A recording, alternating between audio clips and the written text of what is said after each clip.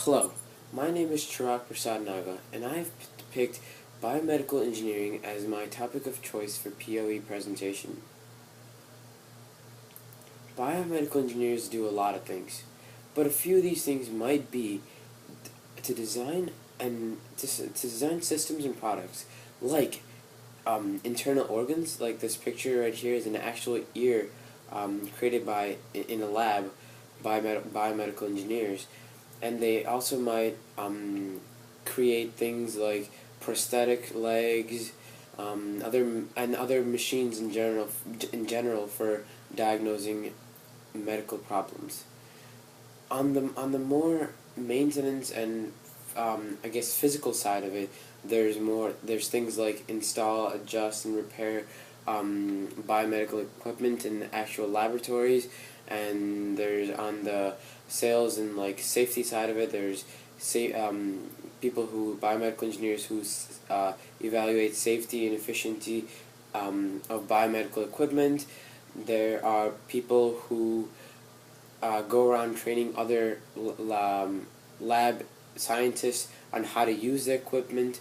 But the main point of biomedical engineering is to combine the element of biology, either in a lab or a business environment, to solve problems. Now, before you become a biomedical engineer, you have to go to a college in order to become a biomedical engineer. And here are top 10 colleges, according to collegenews.us.com, for biomedical engineering. I'm not going to read out the entire list, but what I found interesting on this list is that one would expect MIT, Massachusetts Institute of Technology, to be at the top of the list, but as USnews.com puts it, Johns Hopkins University and even Duke University is above MIT in terms of biomed. What I also found interesting was that University of Michigan Ann Arbor is mentioned on this list, and it's cool to me because this is one of the places that I'm looking forward to go to college if I get a chance. Now, one might be wondering when they get a degree from biomed is that how is the salary and demand of the job itself. If you're looking for a job out of college, you can expect somewhere around 51,000 to around 64,000, depending on your degree. For example, if you have a bachelor's degree, you may be looking upon the lower side of that income, and then if you went ahead and finished the master's degree in engineering, you may be looking at the bigger salary right there. Whereas that, and by the way, this bell chart shows that around 50% of the people who go into the job get an average salary of $51,000. Now the second chart right here is what this website, the website this is from, salary.com. What it calls is level 4 biomedical engineer.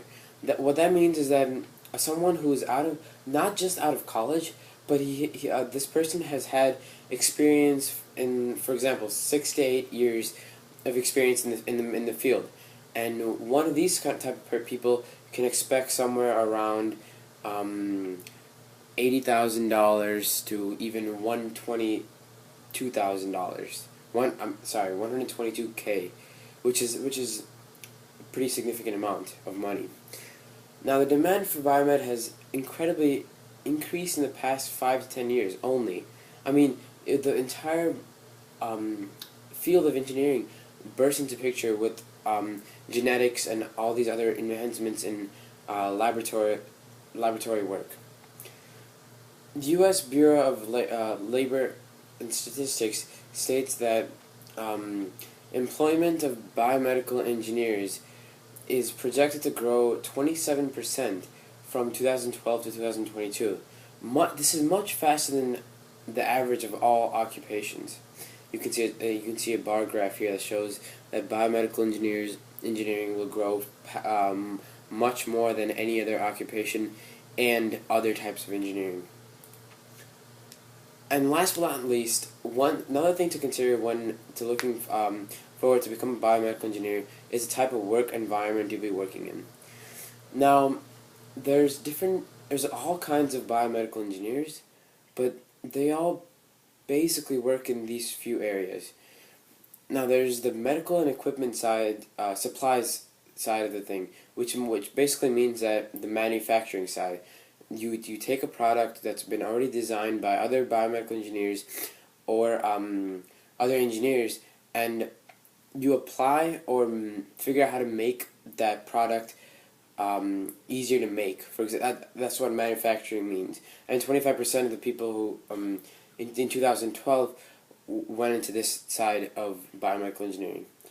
Scientific research and development services is another huge part of biomedical engineering, because it is, as I said, very new of a field, because it's only been there for 5 to 10 years, majorly. So there's still a lot of research and development going on in this field. And that's why there's about 18% of people who go into research and development. All the things that are like the results of biomedical engineering, some of them can be medicine, like which tie into pharmaceuticals and like common household medicine, and that's why 15% in 2012 went into pharmaceutical and medicine manufacturing. Other 9% goes into colleges, universities, and professional schools. What this pretty much means is that either they work at research laboratories in the universities and colleges and schools, or they become professors or guidance advisors for these schools in terms of biomedical engineering.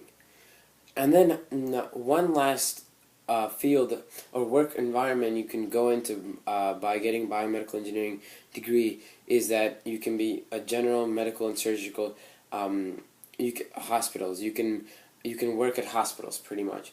You can either assist with different lab elements of the hospital, like blood samples, urine samples, and pretty much whatever needs to be done in the laboratory.